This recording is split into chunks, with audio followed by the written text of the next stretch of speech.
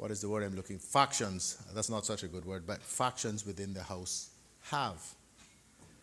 When the current membership of the Business Committee was chosen, the official opposition was united. All 6 members were members of the official opposition. And thus they chose to have the then leader of the opposition, the now member from, well, the member from Northside, and the member from Newlands, who was then and is now the deputy leader. Now, Mr. Speaker, we have a situation where not only is there, the former leader was unceremoniously removed, but he is also spurned by the official opposition, and they can in no way claim that they will represent his interests on any committee within this House, and in particular one as important as the Business Committee. And so the government, if the opposition doesn't recognize it, the government has a duty to ensure that the interests of each faction within this House are properly represented on the various committees. Mr. Speaker, the Honorable Leader of the Opposition wrote to me in error, claiming that the member from Northside had resigned from the Business Committee. He has not. The Business Committee is still fully and properly constituted. So this motion seeks to revoke. They're not satisfied to kick the man out of the role as leader of the opposition and to pound him up on the radio and in the press. Now, vindictively, they want to remove him from the Business Committee too. Mr. Speaker, have they no heart, Mr. Speaker? On a point of order. There's no vindictiveness here, Mr. Speaker, and the leader needs to withdraw that now. The leader of the opposition, what is the point of order? Imputing improper motives on our part, and he needs to withdraw it. That's not fair. That's how it appears to me. It appears you need the facts. Premier, can you reword your... No, Mr. Speaker, that's how it appears to be, but I could be mistaken. So I withdraw it. I withdraw it, Mr. Speaker. Thank you. Mr. Speaker, to underline the point that I was making earlier, there is a constitutional obligation to do what the government is insisting is done. In, Mr. Speaker, Section 721(9)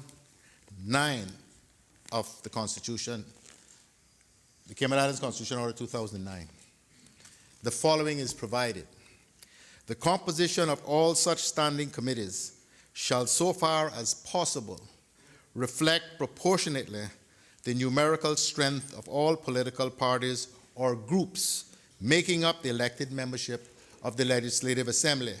And, Mr. Speaker, this government will not be driven to breach the Constitution just to satisfy what the Leader of the Opposition and his official opposition would like to do to continue to punish the elected member from Northside. Mr. Speaker, again, I rise on a point of order. Member from Newlands, do you have a point of order? Imputing improper motives. And he can't say he didn't just say we try and punish the man. Leader of the Mr. Premier. Speaker, that's how it appears to me, but I would be happy to withdraw the remarks. Mr. Speaker. You finished, sir? Mr. Speaker, therefore, the government cannot accede to the motion, for to do so would be unconstitutional.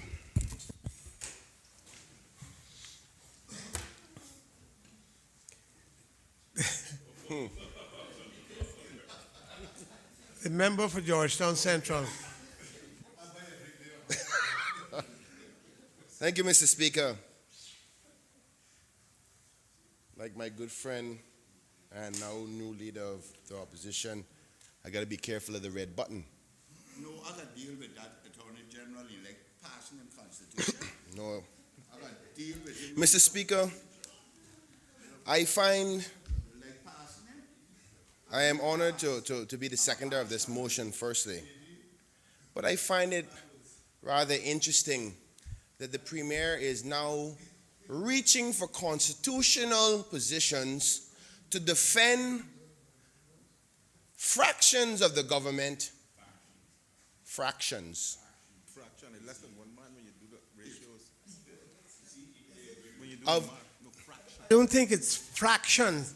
I think it's faction. Factions. I apologize, Mr. Speaker. Okay. I'm Fractions. trying to understand what it It's a is. small fraction of 19. Okay. Factions.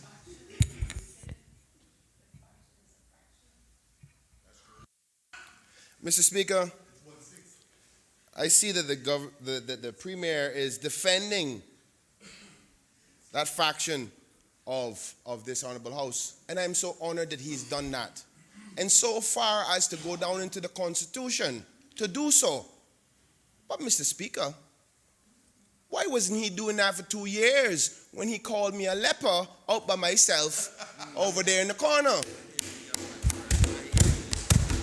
Mr. Speaker, I believe this gives me the opinion that the previous motion that we just had is specific to me. Mr. Speaker, this does look political rather than democratically worrying about these committees that govern our country. And the Premier should be ashamed of himself, Mr. Speaker. He got pictures. Fix him up good. They try and destroy it. Drink your water. Mr. Speaker, Drink your water.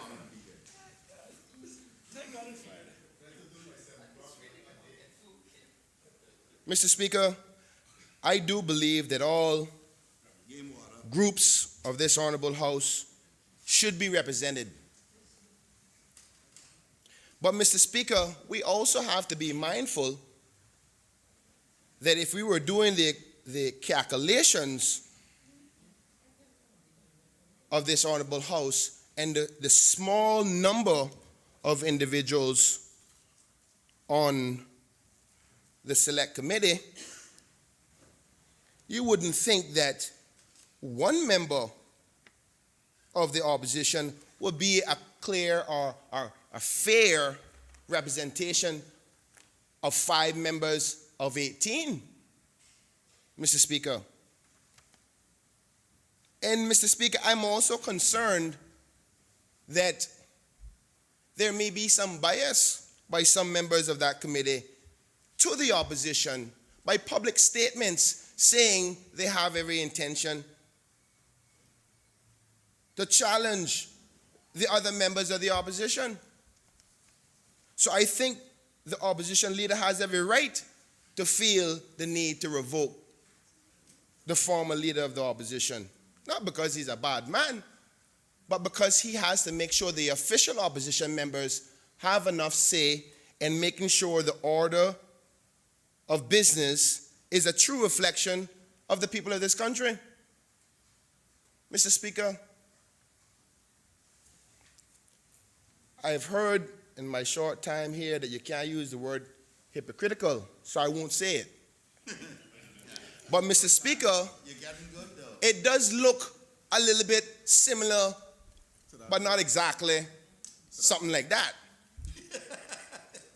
Mr. Speaker, I think it is unfair, and today we have seen a strong example of what actually happens in this legislative assembly, and we're playing games with true democracy, and it's not good. I expected better, though we may have our differences, from the Honorable Premier. He's been doing reasonably well, not for all the people of this country, but he sets an example for a young member like me, and if I see him behave like this, I am worried about the future because that's what he's teaching the new members over there as well, Mr. Speaker. Mr. Speaker, I think we are setting a very dangerous trend in this type of behavior And, Mr. Speaker, when I first came to the House and I sat down and understood how the selection process was done in most of the committees, I said, you know what? It wasn't that unfair. But it seems like maybe because we're 2 years away from the election and we're coming down the other side of the hill now, and the halfway mark is already passed, maybe these are indications of political moves to keep control of what happens in this parliament for 2021. I'll tell you what, Mr. Speaker, if my constituents came to me and said they're trying to keep power and control, I would say yes. That's what they're trying to do and circumvent balance, which is important to democracy. The honorable leader always said to me, the government will have their way, but the opposition should have their say. And what the government is doing now, by way of the Premier's statements, is him trying to stop us from having anything. And we represent 6 constituents of these lovely, beloved islands. I think he should be ashamed of himself, and I think him and his administration, which I know there's a lot of great members over there, a lot of them that I respect and look up to. And I believe some of the senior members themselves may reflect and say, boy, this is not really right. And I can promise you this, today is Friday, Mr. Speaker, and a lot of people at home are going to be sitting down talking to say, what is administration really, really trying to do? So I hope that the government rethinks. They were successful with the previous motion, fine, so be it. But I can assure you, based on my principles, by all means, having the 2 members of the official opposition on that committee would never undermine the member who is independent now, the former leader of opposition. And I think that the Honorable Premier is going to have a lot of explaining to do why he was so willing to defend that one member over there, but he wasn't willing to defend them when I was there. It looks like he might be scared of Kenneth Bryan. I don't know, Mr. Speaker, but I ain't going away. That's my contribution, Mr. Speaker. Does any other member wish to speak? The member from Bordentown West. Mr. Speaker, I rise to actually defend my friend from West Bay North, who actually isn't here. And the reason why I said I want to defend him, Mr. Speaker, is that earlier, this House and the public was made to understand that the government was fearful of losing their majority on the Public Accounts Committee because the member from West Bay North chose to vote independent and would not vote with the government. It is rather ironic, Mr. Speaker, that the current membership of the business accounts, the business committee, consists of the Premier, Deputy Premier, the former leader of the opposition and Deputy leader of the opposition, and also the member from West Bay North. So is it a situation then, Mr. Speaker, where that member on the business committee, technically speaking, was he voting against the government on the business committee? Because if that is the case, then I would assume they would have the same problem in the business committee that they would have on the Public Accounts Committee for the member exercising his independence. So I think at a minimum, Mr. Speaker, it needs to be clear in this House that the member for West Bay North has taken his constitutional responsibility clearly under Section 44.3 that basically says that the Cabinet is responsible to the members of the responsible to the Legislative Assembly. And I think it's also important, Mr. Speaker, why these things be aired out for the simple fact that, one, you have just about all the elected members except the member from West Bay North not serving at some capacity or another at some point, either as a councillor or a temporary minister, and truly the only independent voice there to keep a check on the government. So I think, if anything, Mr. Speaker, the member for West Bay North should be commended for at least doing his constitutional duty, since we're also speaking about constitution. The next issue I want to touch on, Mr. Speaker, which I don't want to use the word hypocritical, but I have to agree with my colleague from Georgetown Central, that it is rather ironic that in the previous administration, when there were 5 members in the opposition, yourself, the member from West Bay Central, and also the member for West Bay North, along with the member for Eastern and the member for North Side, that even though despite having 3 on one side and 2 on the other side, no one saw it fit, or the premier at the time didn't see it fit, that those 2 members wouldn't have been represented on the Business Accounts Committee, the Business Committee. So I am very pleased, Mr. Speaker, that as the premier entered the lame duck part of his premiership, that he has found religion and started to defend people's constitutional rights.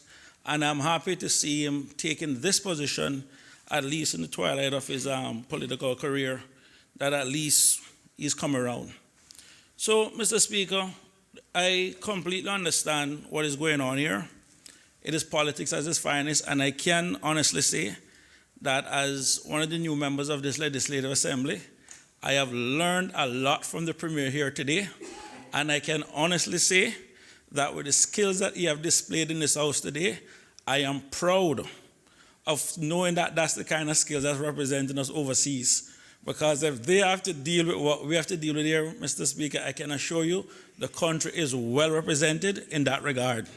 The Premier is a seasoned veteran, and I can assure you he does the country well. I have learned a lot today, and I want to publicly thank the Premier for this lesson in politics that I can guarantee you that no amount of political science books or readings can teach. I have learned a lot, and Mr. Premier, I am very grateful. Thank you.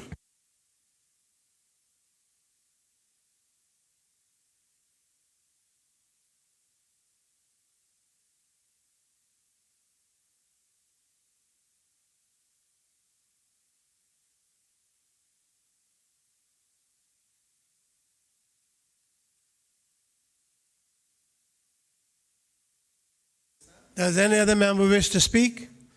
Does any other member wish to speak? The member from Savannah, Newlands. Newlands. Thank you, Mr. Speaker. Mr. Speaker, I will be brief, but I guess I really didn't want to remain silent on this one.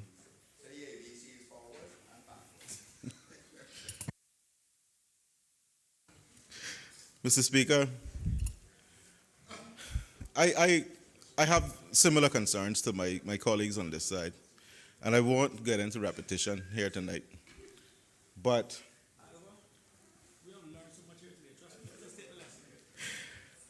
I really do hope, Mr. Speaker, that the observations made by the member from Bordentown West, that those listening and watching are learning the same lesson, because this is a definite lesson in politics. Mr. Speaker, my concern is, yes, we have to have the makeup of this House represented on the committee proportionately. But if you did the math and broke it down into ratios, the representation for one independent member on this side would not add up to a full person. Exactly. So it doesn't work out mathematically. It doesn't make sense what the Premier is suggesting. However, I do have a concern, Mr. Speaker, because I would think out of a sense of concern for democracy and democratic principles, we're being accused of playing politics. I would think that the member from Northside would have resigned from the committee by now, out of a sense of duty, for the same reasons that he resigned from the PAC. But it doesn't seem that we're being consistent with our duty and dedication to the country. We seem to be choosing to be loyalists when it's convenient. And I wouldn't want to use the word hypocrisy, Mr. Speaker, but I have concerns about that. Anyway, Mr. Speaker, my main concern is and going back to when the former leader and I were sitting on the committee, and there was an occasion when he was absent, and I, as his deputy, could then sit in the meeting and represent the interests of the opposition, the official opposition. This configuration doesn't allow that. Who is going to represent the official opposition in the business committee meeting if I can't attend as the sole member from the official opposition? Just give you an example, for instance, suppose the leader decided that he had to travel to attend a cigar festival or whatever it may be, and I had to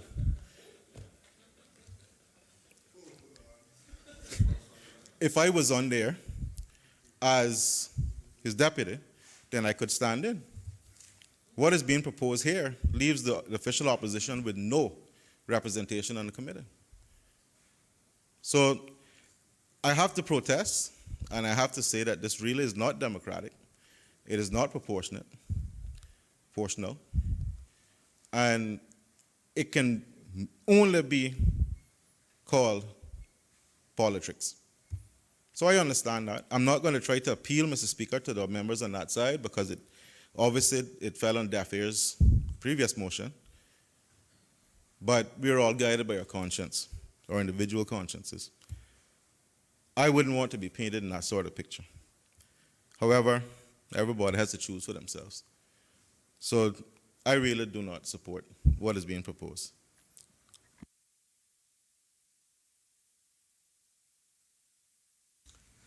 Does any other member wish to speak? Does any other member wish to speak? I call now on the leader of the opposition to close the debate.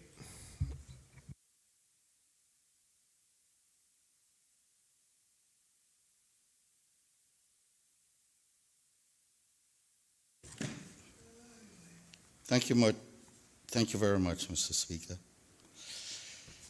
Whew. Mr. Speaker, as I search for another section of the Constitution, I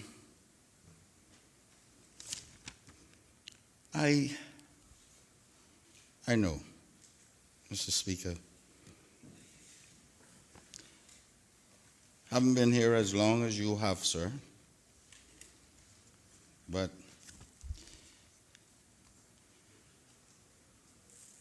I've been here as long as the Premier. And we have seen many battles. Back to back, we fought them all off.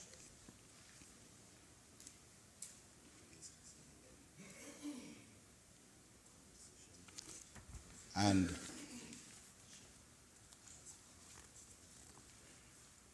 we won more than we lost. So I don't expect any less from him because I know he will do what he has to do, but he knows quite well that I will do what I have to do also. Mr. Speaker, I heard my good friend, the leader of the opposition, read Section 7-1-9 of the Constitution after it was brought to his attention by the Attorney General. 7-1-9 says the composition of all such standing committees shall, so far as possible, reflect proportionately the numerical strength of all political parties or groups making up the elected membership of the Legislative Assembly.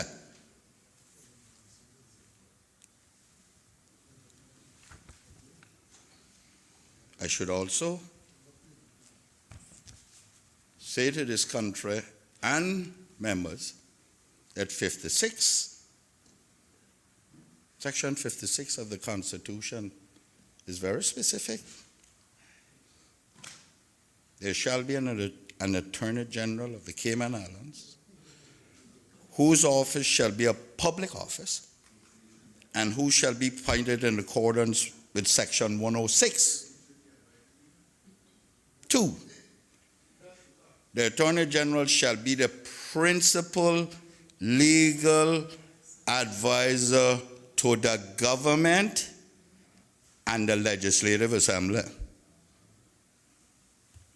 I wonder where he was when Mr. Miller and I were out in that southeast corner. Didn't you advise the Premier then between 213 and 217 that we should have been represented on there? Because that is much closer to a group than one person.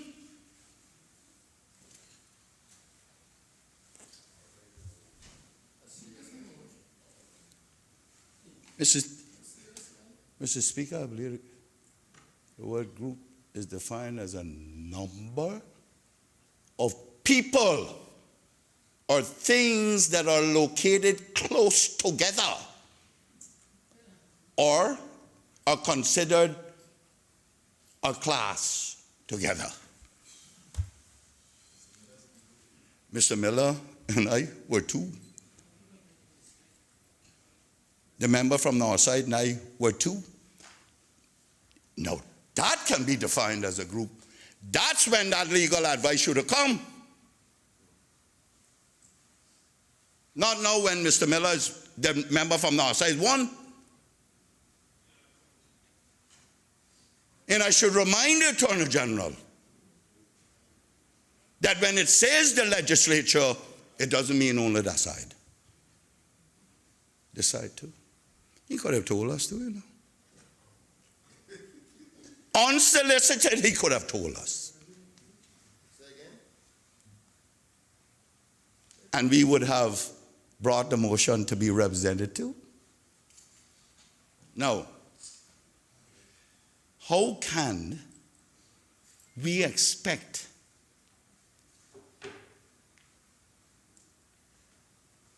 one person, and understand I don't have anything against the member from our side in this regard, okay? Nothing. How can one person be represented as one for one? One ya, one ya, one ya, one. And those who, I'll tell you all at a later stage what one ya, one ya, one ya, one ya, one means. He and the speaker and the Premier knows it. When there are 5 of us, and proportional, it cannot be one.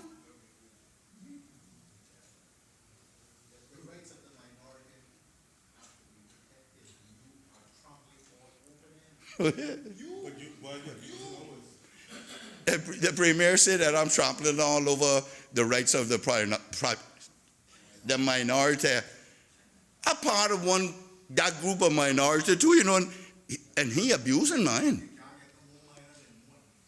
Can't get no more minor than one, but you should have thought about it a long time. Mr. Speaker, oh, and come to Jesus. Oh, I thought only northward you could find Jesus.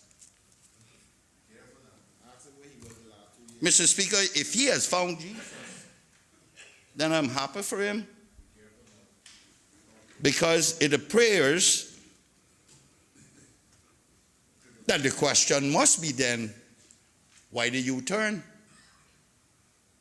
Is it that he's trying to stop Mr. Miller from getting somebody to run against him when Mr. Miller saying I run 19 people?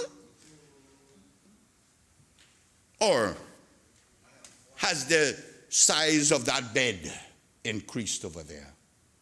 And there's room for one more. Albeit not Christmas, but seems like the inn has opened up. I wonder if it's he or those nice mattresses now that are now those scientifically engineered ones. Mr. Speaker, you know, when power and might collide, we do as we please.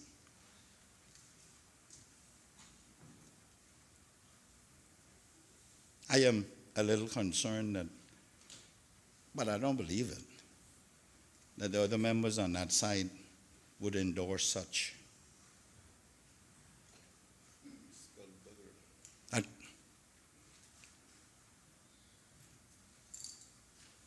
collective responsibility is alive and well.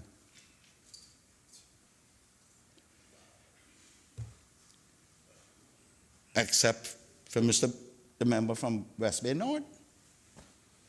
We get up here and we beat him up.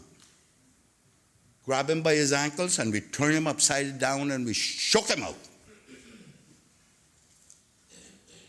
Yet he's still on area committee. All of a sudden he wasn't any good.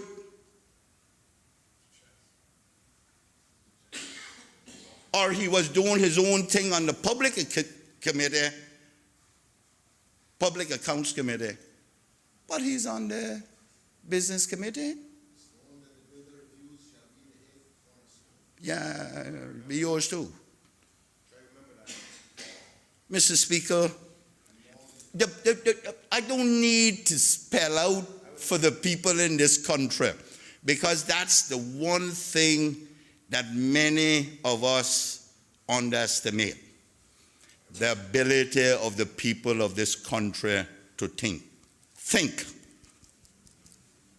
and make decisions. I know who knows that, Mr. Speaker, and that's a member from Kimmerbrook. If no one else does. And I implore them, if they intend making politics a future career, to not be laid down the wrong track. All of them. Not a member from Kimmerbrook only, Mr. Speaker. But I know there is matter, experience within her. Others do. But it ain't gonna top her. Mr. Speaker,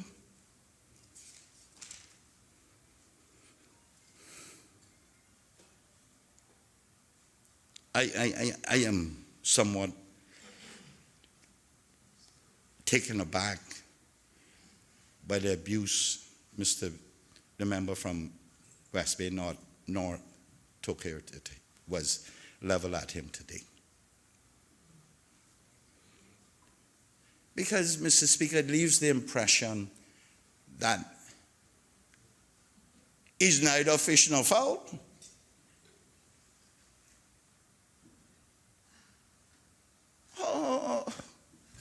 How can we do that? At least the member from Northside says he's an independent member. The other members here say they are part of an official opposition. Over there is the unity government, despite the many, I don't know if fraction or factions, but it's plenty of them. but they come as a whole. And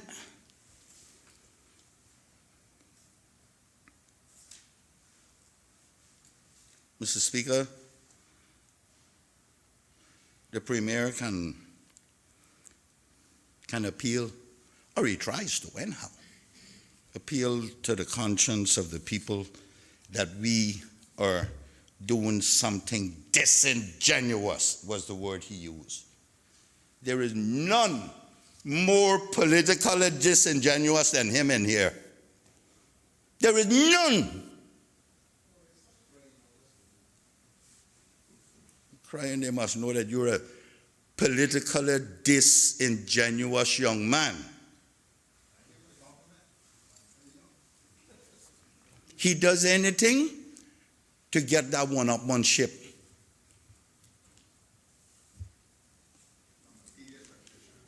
Mr. Speaker, no tedious reputation about that. He's a disingenuous fellow. That one might be reputation, but the rest wouldn't. Mr. Speaker, you can't justify the ends if there is no in-between. And the Premier cannot justify what went on here today. None of it. He cannot. But let me just say, Mr. Speaker, he may have a problem, because if he's afraid that he's outnumbered on these boards, he may have a problem, because he has an independent member, unless he's supporting him. He has the member from West Bay North, who is not part of the government, and he has the deputy leader of the opposition